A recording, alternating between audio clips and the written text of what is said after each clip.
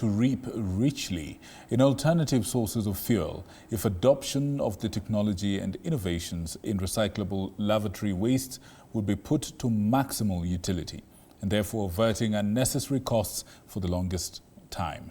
In this week's edition of our environmental coverage, our reporter Dennis Njiru covers a successful project in Nyandarua County.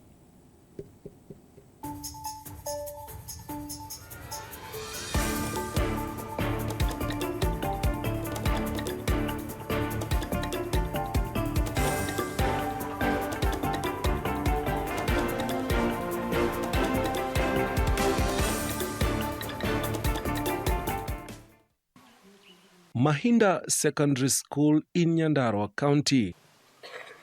Like many schools in Kenya, it has been facing challenges in accessing reliable and affordable energy sources. The school has been using traditional methods of energy generation, which often compromises environmental conservation. Advantage ile wamepata ni kwamba mbeleni walikuwa wanatumia pit latrine. Kabla tulete biolatrine walikuwa na hasara sana kwa sababu ya exhausting na pia smelling. Ungeingia kwa shule ukose harufu. Kitu chenye kinatukadhirisha sana katika environment ya shule ni wanafunzi kuwa lazima watoe sweta ili waingie kwa choo. Wavulana unaona anatoa sweta, anatoa shati, anaenda na t-shirt kwa sababu ya uvundo. Lakini kwa hii shule sasa tumeondokea hiyo uvundo. With Nyandarua County vastly a water retention area, the significant role played by the latrines in environmental protection and proper sanitation is always compromised. Apart from being a high-cost affair, students have been forced to endure the foul smell emanating from the toilets they use every day. Mchanga hapa Nyandarua ni nyepesi, ni black cotton. Kila mara tunajenga choo zinakuwa condemned na hata wanafunzi hawafurahi zile choo. Pia ni motivation kwa wanafunzi wanapokuwa katika zile choo wanatumia ziko mzuri. This is very good technology. Before we started this, we had toilets. The water table here is very high. So the toilets used to fill every time. We exhaust, they were dirty. But then we got these biolatrines. The runners come in, and they use the clean toilets. The toilets have very little expenditure on maintenance. And the toilets are also very beneficial to us. Apart from the hygiene, we're also getting gas. We have cut cost on so many things like firewood.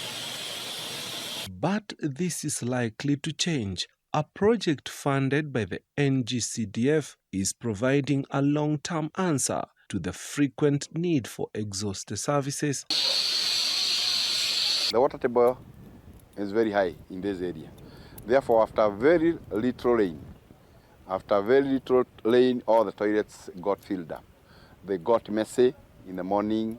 The children may be trained in the evening. In the morning, the toilets are full, even overflowing, with a lot of worms, maggots. The biodigester project is promising to produce a reliable clean energy for the school, since the student population can provide the necessary raw materials.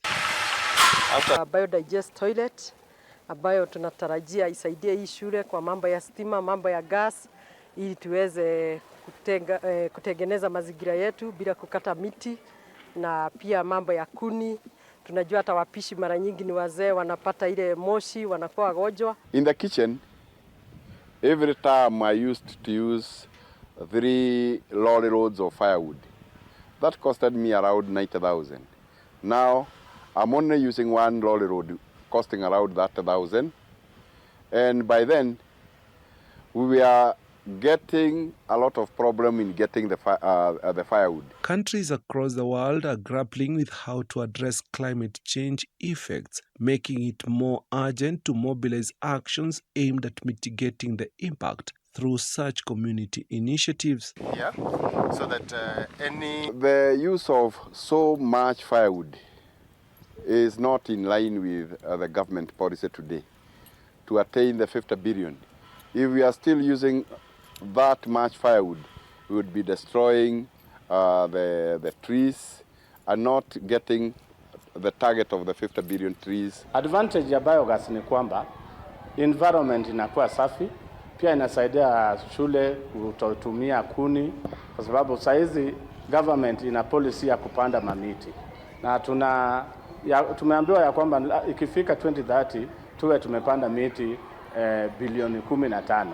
Na kama tunaendelea kupika na kuni, inamaanisha tutakuwa tunapunguza ile kuni.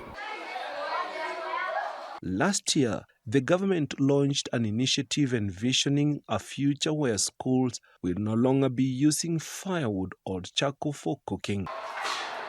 I was using 168, roughly there, 168 to 180,000 per year to maintain the toilets, to exhaust.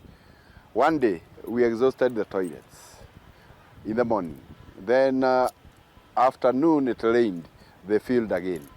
So the total amount of money that we had paid, 58,000, went to waste. So now that money is not going to waste. Wow! For TV 47, I'm Willie Dennis Njiru.